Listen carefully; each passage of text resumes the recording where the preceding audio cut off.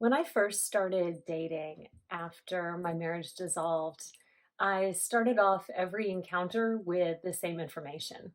I would introduce myself, and very soon after, I would let the guy know that I was in the middle of a horrific divorce and that was very emotionally traumatic, and that I was planning on moving to Seattle at the end of the school year. Now, as you can imagine, this wasn't really a great way to begin an effective date. And it seems a little strange that that was my inclination to do that. But of course, what I really was communicating was this. I was really saying, hey, I've been hurt really badly, and I'm afraid of being hurt again. And so these are my walls. Actually, let's say they were a little more than walls. Here's my fortress.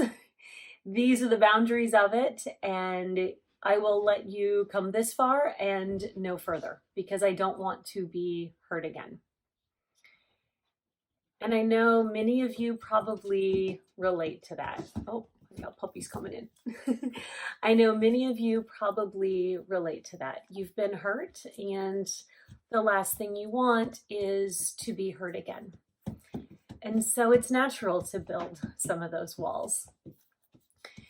The problem with those emotional walls, though, is that we build them to help us in the short term, but they inevitably hurt us in the long run. So how do you know if your emotional walls are too high? Well, I'm going to give you some signs that you can look for that tell you that maybe it's time. Maybe it's time to let people in. So one of the signs that your emotional walls are too high is you have people in your life, people that by their relationship to you, you should feel close to, but yet you still feel lonely. That's a good sign that you're keeping them at arm's length. Because as I've said before, loneliness is not about a lack of connection. It's about a lack of meaningful connection. And so if you're not letting them in, if you're not letting them really see you and see your hopes and your dreams and your fears and those parts that you're ashamed of and all of that, see all of you, you're not going to feel that connection. So if there's people there, but you still feel alone, it might be that your walls are too high.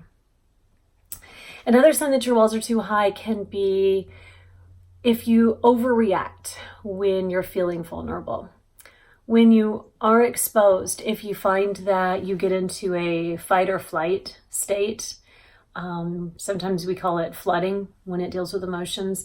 If you become panicky and you feel like you have to hide, you have to run, that's a sign that you're not comfortable yet with being vulnerable. And that panicky kind of reaction, that's telling you that those walls are probably starting to hurt you. Sometimes when our emotional walls are too high, we cut people off before they get too close. Or if you're like me with dating, you don't even let them get close to begin with. But you set boundaries or rules or guidelines in such a way where you're keeping people at a distance from you. And sometimes we do this just with words, like what I did, or sometimes we implement certain rules, where you don't let yourself see somebody too frequently, or you only talk to them about certain aspects of your life and nothing else. So pay attention to if you're keeping people at arm's length. Other times what we do is we choose people that are emotionally unavailable.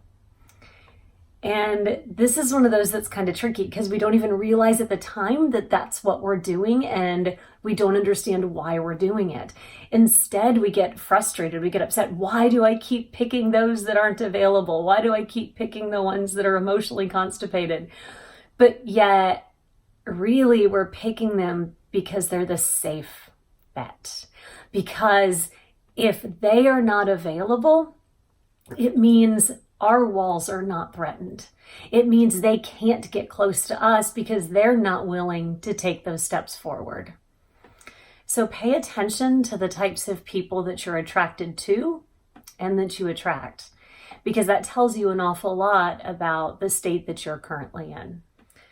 One thing about walls is they have to be defended. And so if you find yourself getting defensive whenever somebody challenges you about your commitment issues or the fact that you seem cold or closed off, that's a sign that maybe you're grasping too tightly to those walls. Maybe you're putting more importance on them than you need to. So, and also pay attention to who's challenging your walls, because sometimes people are coming from a place of love. They care about us and they see that by holding ourselves back, we're ultimately hurting ourselves. But there are also those that would benefit from you tearing those walls down, because then they can hurt you. So make sure you pay attention to who's challenging your walls. But if it's somebody that truly has your best interests at heart, you might want to listen to what they're saying, because maybe they're picking up on something. Sometimes when we have walls, we defend them with projection. So we'll say things like, well, I didn't tell them how I felt because they don't really want to know.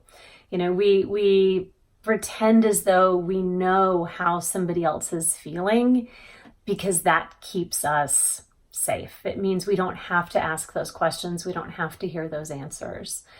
So pay attention to how you're projecting your own beliefs onto others in a way that allows you to keep yourself at a distance.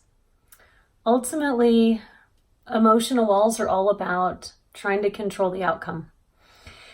Emotional walls are what we do, what we build when we want to ensure that we're never going to be hurt again. But they fail. Every single time it fails. Here's the thing. If you keep those walls, you're guaranteeing yourself this. You're going to be lonely. You're going to feel isolated. You're not going to feel connection. And all of those things, they hurt. Maybe they don't hurt in an acute way, like the loss of love does, but they still hurt. It's that daily pain that you live with. Now, if you tear those walls down and you let people in, yeah, it's a risk. Maybe they are coming in with weapons. Maybe they're going to leave. Maybe they're going to be taken away. There are no guarantees in anything. So if you keep those walls up, yeah, you don't face loss, but you also have nothing to lose. Whereas if you take that risk and you take down those emotional walls, there's a great chance that you're going to find love. You're going to find connection. You're going to lose that loneliness, and instead it's going to be filled with purpose and a place, and you're going to feel like you're part of this world again. And yeah, you may be hurt. That's the risk. It's the risk that we take every day, because you cannot control the outcomes, no matter what you do, no matter how high your walls are. So I ask you just to examine your emotional walls. If they need to be there for a while, let them be there for a while. But what I don't want you to do is keep them there without purpose. Keep them there just out of habit, or keep them there out of fear. Protect yourself when you need to, but don't forget to let yourself live. You deserve it.